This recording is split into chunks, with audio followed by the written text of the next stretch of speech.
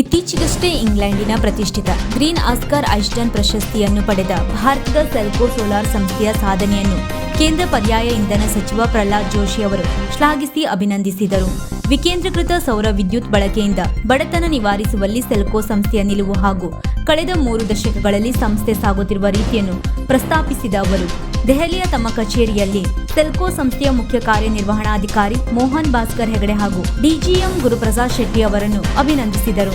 ಈ ಸಂದರ್ಭದಲ್ಲಿ ಮಾತನಾಡಿದ ಮೋಹನ್ ಹೆಗಡೆ, ಸೆಲ್ಕೋ ಸಂಸ್ಥೆಯ ಮೂಲ ಚಿಂತನೆ ಎಂದರೆ ಜೀವನಾಧಾರ ಉತ್ಪನ್ನಗಳು ಕೌಶಲ್ಯಾಧಾರಿತವಾಗಿ ಸೌರ ವಿದ್ಯುತ್ನಿಂದ ಅಥವಾ ಪರ್ಯಾಯ ಶಕ್ತಿಯಿಂದ ನಡೆಯುವಂತಾದ ವಿದ್ಯುತ್ ಉಳಿತಾಯ, ಸ್ವಾವಲಂಬಿ ಬದುಕು ಜೊತೆಯಲ್ಲಿ ಉದ್ಯೋಗ ಸೃಷ್ಟಿ ಸಾಧ್ಯ ಎಂದು ಸಚಿವರಿಗೆ ಮನವರಿಕೆ ಮಾಡಿದರು.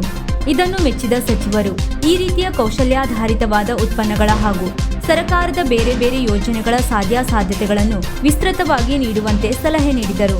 ಸಂಸ್ಥೆಯ ಸಂಸ್ಥಾಪಕ ಹರೀಶ್ ಹಂದೆ ಅವರು ವೈಜ್ಞಾನಿಕ ದೃಷ್ಟಿಕೋನ ಹಾಗೂ ದೂರದೃಷ್ಟಿಯ ಚಿಂತನೆಗಳನ್ನು ಶ್ಲಾಘಿಸಿ, ಸೆಲ್ಕೋಗೆ ಸಂದ ಪ್ರಶಸ್ತಿ ನಮ್ಮ ರಾಜ್ಯಕ್ಕೆ, ದೇಶಕ್ಕೆ ಅಭಿಮಾನದ ಸಂಗತಿ.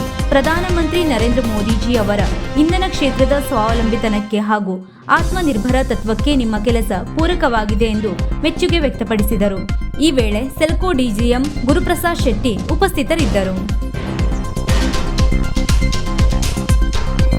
ವೀಕ್ಷಕ ಮಹಾಪ್ರಭುಗಳೇ, ನಮ್ಮ ಚಾನಲ್ ಅನ್ನು ಸಬ್ಸ್ಕ್ರೈಬ್ ಮಾಡಿ, ಶೇರ್ ಮಾಡಿ, ಪ್ರೋತ್ಸಾಹಿಸಿ.